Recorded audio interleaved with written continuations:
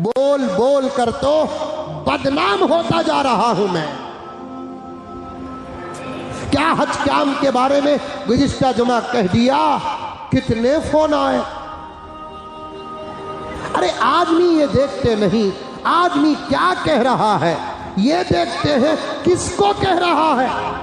مجھے کیا ضرورت میں اس کو بولوں کہ اس کو بولوں، مجھے ضرورت ہے کیا حلال وہ بیان کروں، کیا حرام وہ تک بولتے رہیں گے، حرام کو حرام موت تک بولتے رہیں گے، حلال کو حلال موت تک بولتے رہیں گے۔ کسی کی محبت ہماری تقریروں پر اثر پیدا نہیں کر سکتی اور کسی کا غصہ ہمارا عنوان بدل نہیں سکتا۔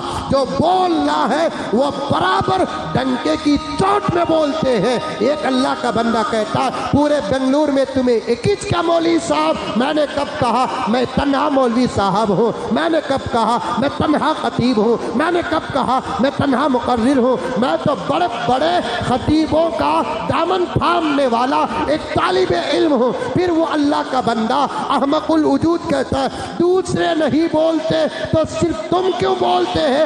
ارے بے وقوف، جو نہیں بولتے ان کو جا کر پوچھ کہ تم غلط دیکھ کر کیوں نہیں بولتے۔ جو بولتے ہیں ان کو روکنے والا فرعون کی نسل کا ہوگا، حامان کی نسل کا ہوگا، ابو جہل کی نسل کا ہوگا۔